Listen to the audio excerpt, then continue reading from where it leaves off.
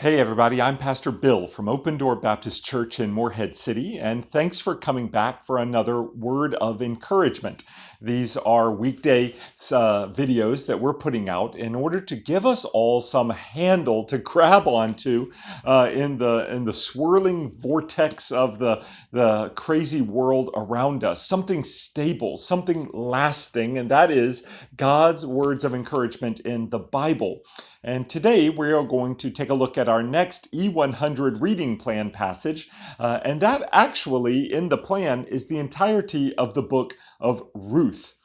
This is a very important book in the Old Testament canon. It gives us so much history, and it truly is a book of encouragement. The entire trajectory of the book is one of God showing his kindness and his mercy, his gentleness and his redemption to his people, and even, and this is incredibly important, even to a foreigner, this woman who we've named the book after, maybe a bit errantly, as I'll say in a moment, Ruth. She is, as the text makes clear over and over again, a foreigner. She's not Jewish. She's not an Israelite. She is a Moabitess. She's a woman from Moab. And in the story of Ruth, we have actually the main character of Naomi. Naomi has a husband and she has two sons, and all of the men in her family have died, and she is in a foreign land because of food scarcity, but she comes back to Israel, and Ruth comes with her, and at the end of the book of Ruth, everything which had gone wrong in the first portion, the first majority really of Naomi's life, has now been redeemed. And that word redeem and redeemer comes up over and over again. And so let's just go ahead and get to the end of the story. And for those of you who have not read the book of Ruth, this is a spoiler alert. I'm about to give you the end of the story.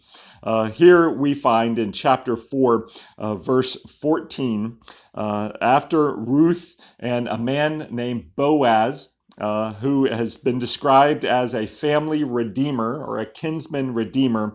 They've been married, and we find that Ruth and Boaz finally have a child. And this is the end of the book of Ruth, beginning in verse 14.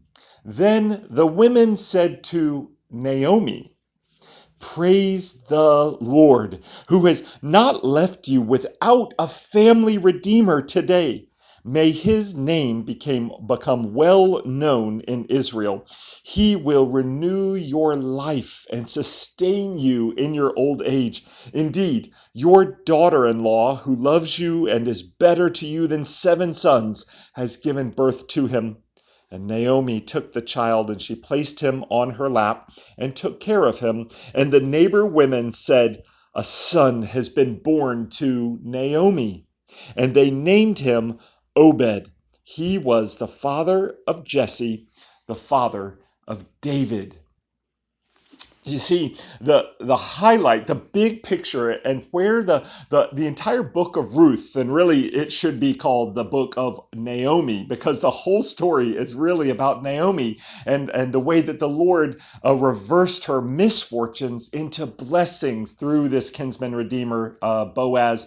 Listen, the entire point of the story gets to just that the Lord has taken care of Naomi. And little did they know that this son, Obed, that was given to Naomi, you see, through Ruth, that this son would actually be the grandfather of the greatest king in all of Israel's history, King David.